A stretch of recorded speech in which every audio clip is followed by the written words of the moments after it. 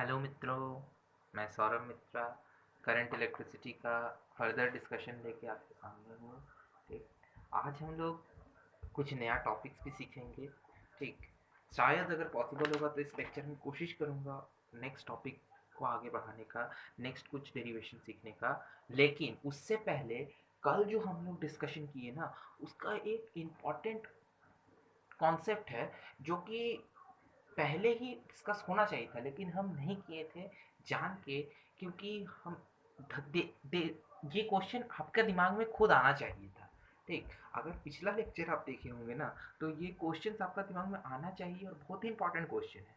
ठीक, logical question है। ठीक, आप देखो लॉजिकल क्वेश्चन है तो हम इसका आंसर कहीं देखे या पढ़े नहीं। ठीक, अपना लॉजिक अप्लाई किए हैं और मेरा लॉजिक के अनुसार हम इसका आंसर देंगे। ठीक, हो सकता है इसका आंसर इससे बेटर भी हो सके, तुम अपना लॉजिक अप्लाई करो। एक बार क्वेश्चन सुनो, अगर दिमाग में नहीं आया है तो क्वेश्चन सुनो। ठीक, क्वेश्चन सुनो, दोबारा सोचो वीडियो पॉज करके कि इसका आंसर क्या हो सकता है। ठीक, उसके बाद एक बार मेरा भी आंसर देख लो जो बेटर लगे, और अगर कोई अच्छा रिजल्ट तुमको मिले तो कमेंट सेक्शन में जरूर डालना। ठीक, उस पर हम लोग डिस्कस करेंगे। ठीक, तो आगे बढ़ते हैं हम लोग। पहले पीछे वाला जो टॉपिक था उसका एक छोटा सा डिस्कशन कर लेते हैं। क्या था कल का डिस्कशन में कि हम लोग I is equal to N E A V D formula calculate किए थे। ठीक, एक छोटा सा पार्ट लिए थे, एक छोटा सा पार्ट में इलेक्ट्रॉन पहले पहले टोटल के वॉल्यूम कैलकुलेट किए, उस पार्ट का वॉल्यूम से कैलकुलेट कर लिए कि कितना इलेक्ट्रॉन होगा, कितना इलेक्ट्रॉन होगा, वहाँ से कैलकुलेट कर लिए कि कितना करंट, वो इलेक्ट्रॉन कितना करंट कंस्टिट्यूट किया, और वही बोल दिए कंडक्टर से करंट पास हुआ, उतना उतना करंट पास हो रहा है। ठीक, एक बात तुमको बता देते हैं। ठीक, कल का जितना कैलकुलेशन हम किए उससे पहले हम एक टॉपिक बताए थे, छोटा सा बात तुमको बताए थे कि मान लो इस कंडक्टर में बहुत सारा इलेक्ट्रॉन है। ठीक है, तो सारा इलेक्ट्रॉन का वेलोसिटी तो फिक्स नहीं है। इसका वेलोसिटी u1 है, इसका u2 होगा, इसका कुछ अलग होगा u3 होगा, इसका कुछ अलग होगा u4 होगा, किसी का भी वेलोसिटी तो कांस्टेंट नहीं है। ठीक है, वैसे ही जब ड्रिफ्टिंग होना चालू हुआ तो अपना पहला कोलिजन के पहले, इसका पहला कोलिजन जो होगा उसके पहले जो रिलैक्सेशन टाइम था उस दौरान इसका वेलोसिटी v2 हो गया होगा, इसका v1 हो गया होगा, इसका v3 हो गया होगा। इस सब का वेलोसिटी भी बराबर नहीं रहा, वेलोसिटी भी अलग अलग हो गया।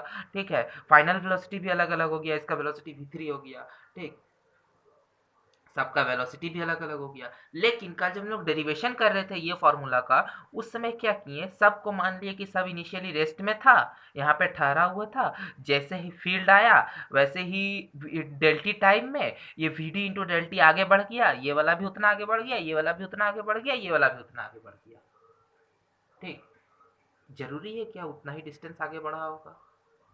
क्या इस पे उतना ही वेलोसिटी था? क्या इसका वेलोसिटी vd था? नहीं था, इसका तो वेलोसिटी v1 था, इसका हो सकता है v2 होगा। तो क्या दोनों सेम डिस्टेंस आगे बढ़ा होगा? क्या दोनों के बीच में डिस्टेंस मेंटेन रहा होगा? नहीं रहा होगा। तो कल जो हम लोग डिराइव किए, यहाँ पे इलेक्ट्रॉन कैलकुलेट कर लिए, उस इलेक्ट्रॉन के कारण करंट कैलकुलेट कर लिए, क्या वो जो थ्योरी हम लोग लगा दिए, क्या वो थ्योरी गलत था? जो हम लोग एजम्पशन लेके सॉल्व किए, कैलकुलेशन किए, वो सारा गलत हो गया? नहीं। अब इसी को हम लोग थोड़ा एनालाइज करते समझते हैं। ठीक है, इसको आने से पहले एक छोटा सा बात जो 2-3 में तुम लोग पढ़ा होगा, ठीक है, उसको यहाँ से थोड़ा रिलेट करने का कोशिश करते हैं हम। ठीक है, जैसे एक क्लास में मान लो 3 स्टूडेंट है। ठीक, ये तीनों का स्कोर कुछ ऐसा है 70, 80, 90। ठीक, अचानक तुम क्लास में घुसता है और तुमको पूछा गया कि बताओ इस क्लास का टोटल स्कोर क्या है। ठीक, तो टोटल स्कोर तुम कैसे बताओगे? टोटल स्कोर बताने के लिए तुमको क्या करना होगा, इंडिविजुअल का नंबर जानना होगा और उस नंबर को ऐड कर देना होगा। ऐड करोगे तो तुमको टोटल स्कोर मिलेगा जो कि 240 है। चलेगा रहा? ठीक है, लेकिन अगर मान लो ये पॉसिबल नहीं है कोई कारण से कि तुम इंडिविजुअल नंबर को जान सको, ठीक है, तो क्या हम टोटल नंबर नहीं बता सकते? बिल्कुल बता सकते हैं। कैसे? दूसरा तरीका क्या आता है, तीनों का जो एवरेज मार्क्स होगा ना, उसको टोटल से गुना कर दो, तुमको टोटल मार्क्स फिर भी मिल जाएगा। अब इसका मतलब क्या हुआ? मतलब है कि हम लोग जहाँ पे इंडिविजुअल का नंबर कैलकुलेट करना पॉसिबल नहीं था, ठीक, वहाँ पे एक-एक का एवरेज मार्क्स ले लिया। अब एवरेज मार्क्स ले लिया मतलब क्या? क्या सबका वेलोसिटी सॉरी सबका क्या मार्क्स 80 ही था? नहीं था ना? क्या इसका 80 था? नहीं था। अगर पहला क्वेश्चन हम तुमसे पूछेंगे कि सबका मार्क्स क्या 80 था? नहीं था। तो हम बोलेंगे 3 ही स्टूडेंट था, अगर सबका मार्क्स 80 नहीं था, तो सबका मार्क्स अगर 80, 80, 80 लेके हम सॉल्व कर दे, तो भी मेरा रिजल्ट सेम क्यों आ गया? यही है एवरेज, यही है एवरेज का बेनिफिट, ठीक, कि भले ही इंडिविजुअल मार्क्स 80 ना हो, ठीक, लेकिन अगर हम एवरेज ले ले, अगर वो एवरेज मार्क्स है ना, तो सबका अगर वही मार्क्स हम मान ले और जो सम कर दे, तो भी हमको सेम मार्क्स मिलता है, same total number, total marks मिलेगा। वैसे ही कल हम लोग इस कंडक्टर को लिए थे, इस कंडक्टर में इस जगह हम लोग खड़े थे और खड़े होकर ऑब्जर्वेशन हम लोग अपना कंटिन्यू कर रहे थे, ठीक है। ऑब्जर्वेशन दिख रहा था कि इधर इलेक्ट्रॉन गया, यहाँ हम लोग डेल्टी टाइम ले लिए थे। अच्छा, जैसे जैसे हम डेल्टी बढ़ाएंगे, ये वाला लेंथ बढ़ेगा कि नहीं बढ़ेगा? मान लो ये कंडक्टर यहाँ से शुरू हो रहा है, ठीक है, और हम यहीं पे खड़े हैं, ठीक, दो केस हो सकता था। हम यहाँ पे खड़े हैं, अब या तो हम अब हमको करना क्या चाहिए था? अगर हमको करंट कैलकुलेट करना है, तो एक्चुअली हमको इस कंडक्टर के अंदर घुस जाना चाहिए था। घुस के हमको देखना चाहिए था कि कितना इलेक्ट्रॉन आगे जा रहा है, कितना इलेक्ट्रॉन पीछे जा रहा है, किसके कारण पॉजिटिव करंट हो रहा है, किसके कारण नेगेटिव करंट हो रहा है, मतलब उल्टा डायरेक्शन में करंट हो रहा है, नेगेटिव करंट नहीं, ठीक। कितना मैग्नीट्यूड का करंट ये एक इलेक्ट्रॉन कंस्टिट्यूट कर रहा है, दूसरा कितना करंट कंस्टिट्यूट कर रहा है, और सबको जोड़ के फिर तब हमको बताना चाहिए था कि नेट करंट कितना फ्लो हो रहा है यहाँ से, ठीक। लेकिन क्या ये प्रैक्टिकली पॉसिबल है कि हम कंडक्टर के अंदर घुस जाएं? क्या ऐसा हो सकता है कंडक्टर के अंदर घुस के हम एक एक इलेक्ट्रॉन के लिए करंट को कैलकुलेट कर सके और तब उस करंट का टोटल निकाल सके प्लस माइनस करके? नहीं पॉसिबल है, बिल्कुल पॉसिबल नहीं है, ठीक। तो हम क्या बोलना चाह रहे हैं समझो, ठीक। कल जो हम लोग लेंथ ये वाला निकाल रहे थे v इंटू डेल्टी करके, क्या ये डेल्टी इतना बड़ा हम लोग ले सकते हैं कि ये पूरा कंडक्टर का लेंथ हो जाए? वी डी इंटू डेल्टी का वैल्यू क्या लेंथ, पूरा कंडक्टर का लेंथ के बराबर हो सकता है? डेल्टी बढ़ा दो, बिल्कुल हो जाएगा, हो सकता है। अब मान लो तुम यहाँ खड़ा होकर ऑब्जर्वेशन करना चालू किया और पूरा लेंथ ऑफ कंडक्टर को देख रहा है। अभी हम क्या बोले कि एक एक इलेक्ट्रॉन का इंडिविजुअल करंट हम लोग नहीं ले सकते, ये बात तो फिक्स है। लेकिन अगर हम टोटल का कैलकुलेशन करना चाहते हैं, ठीक, तो जरूरी भी नहीं है कि इंडिविजुअल का जरूरत पड़े, ठीक। हम हर एक का एवरेज लेके भी अगर हम काम कर लेना, तो मेरा रिजल्ट जब टोटल के लिए देखना पड़ता है ना, तो टोटल के लिए एवरेज लेके अगर तुम काम करोगे, तो हो सकता है जैसे कि तुम अगर एवरेज लेके, एवरेज स्कोर इसका 80 है, ठीक है, एवरेज स्कोर का यूज करके अगर हम तुमसे पूछते ये दो जन का मार्क्स बताओ मिला के कितना होता है, तो तेरा आंसर आना चाहिए था कितना?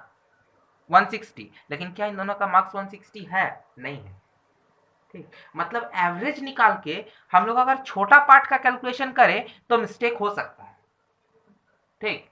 लेकिन अगर वही एवरेज निकाल के, लेकिन वही एवरेज का यूज करके अगर हम पूरा पूरा तीनों स्टूडेंट के लिए कैलकुलेट करें, ठीक, तो क्या मेरा गलती होगा? टोटल जितना स्टूडेंट था उसके लिए कैलकुलेट करें तो क्या रिजल्ट गड़बड़ आएगा? नहीं आएगा। मतलब अगर हम लोग एवरेज का यूज करके पूरा कंडक्टर के लिए करंट निकाल ले, ठीक, तो करंट मेरा सही आ जाएगा एवरेज का यूज करके। करंट जितना हमको टोटल करंट चाहिए था इस कंडक्टर से जो पास हो रहा है, वो कंडक्टर से टोटल करंट हमको मिल जाएगा, ठीक। लेकिन हमको पूरा कंडक्टर का यूज करना होगा। लेकिन कल तो हम लोग एक छोटा सा पार्ट का कंडक्टर का यूज किए थे, ठीक है। तो कल जो हम लोग क्या पार्ट, इस छोटा सा पार्ट का कंडक्टर का यूज किए थे, देखो ये अभी बता दिए थे कि हम एवरेज का यूज क्यों कर रहे थे, एवरेज का क्यों जरूरत था, ठीक है। क्योंकि एवरेज का यूज से हम लोग टोटल का कैलकुलेशन कर सकते हैं, टोटल का कैलकुलेशन एवरेज का यूज से सही हो जाता है, ठीक। इंडिविजुअल का जब मालूमात नहीं हो, इंडिविजुअल क्या कितना है, क्या वैल्यू इंडिविजुअल का जब वो मालूम नहीं है, तो एवरेज का यूज करके हम टोटल निकाल सकते हैं। यहाँ पे भी सेम कॉन्सेप्ट, ठीक। हमको इंडिविजुअल इलेक्ट्रॉन के लिए कितना करंट कंस्टिट्यूट हो रहा है मालूम नहीं था, तो हम क्या किए, अपना दिमाग लगाए और टोटल करंट निकाल लिए कंडक्टर के लिए एवरेज का यूज करके। तो मेरा आंसर सही होना चाहिए। टोटल करंट तो सही होना चाहिए, एक पार्ट के लिए होता है कि नहीं वो बात का बात है, लेकिन टोटल करंट पूरा कंडक्टर के लिए तो सही होना ही चाहिए। ये मेरा जनरल कॉन्सेप्ट कहता है। ठीक है, अब एक छोटा सा बात और हम तुमको बताएंगे जो कि हम लोग क्लास 11 में पढ़े हैं। ठीक है, और उस थ्योरी से हम तुमको समझा देंगे कि भले ही यहाँ पे दो जन के लिए अगर हम निकालने जाए ना एवरेज का यूज करके, तो हो सकता है सेम ना आए। ठीक है, लेकिन करे टोटल का सम सेम ना आए। ठीक है, लेकिन यहाँ पे अगर हम लोग करंट कैलकुलेट करने जाए छोटा सा पार्ट का, ठीक है, तो वो करंट वही होगा जो यहां से अंदर हो रहा होगा, वही करंट होगा जो यहां से बाहर निकल रहा होगा। मतलब करंट हर जगह सेम हो रहा होगा, फ्लो हो रहा होगा। ठीक है, ये बात हम तुमको एक छोटा सा इलस्ट्रेशन से समझा देंगे। देखो, मान लो ये एक पाइप है। ठीक है, इस पाइप का कैपेसिटी है कि ये 20 लीटर पानी होल्ड कर सकता है। ठीक है, यहां से तुम एक नल खोल दिया, जिस नल से 2 लीटर पर सेकंड पानी फ्लो हो रहा है। 1 सेकंड में 2 लीटर पानी फ्लो हो रहा है, मतलब 1 सेकंड में 2 लीटर पानी अंदर भर जा रहा होगा, अंदर घुस रहा होगा। ठीक, तो 10 सेकंड बाद ये पूरा भर जाएगा और इधर से पानी बहने लगेगा, या 10 सेकंड बाद नहीं, अब जैसा भी हो।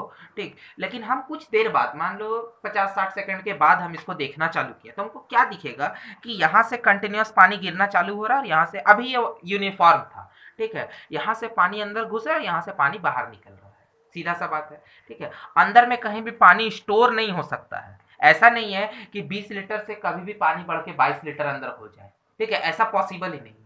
20 कभी भी बढ़ नहीं सकता है। पानी अंदर में कम हो सकता है, 20 से 19 हो सकता है, लेकिन 20 से बढ़ेगा नहीं पानी। ठीक, अब क्या बोलना चाह रहे हैं समझो। अगर अंदर में पानी नहीं बढ़ रहा है, इसका मतलब क्या है कि 1 सेकंड में यहाँ अगर 2 लीटर पानी अंदर घुस रहा होगा ना, तो 1 सेकंड में जरूर यहाँ से 2 लीटर पानी ही बाहर निकल रहा होगा, क्योंकि अगर 1 लीटर यहाँ से निकल जाएगा ना, तो 1 लीटर यहाँ जमा हो जाएगा। मतलब अब यहाँ पे जो पानी है वो 20 से 21 लीटर हो जाएगा। क्या ये संभव है? 20 से 21 लीटर पाइप में हो सकता है? नहीं हो सकता है, पाइप का कैपेसिटी ही 20 लीटर रखने का था। ठीक है, तो कुछ भी हो जाए, वो अंदर में पानी को स्टोर नहीं करेगा, वो पानी बाहर फेंक देगा, जितना लिया था उतना फेंक ही देगा।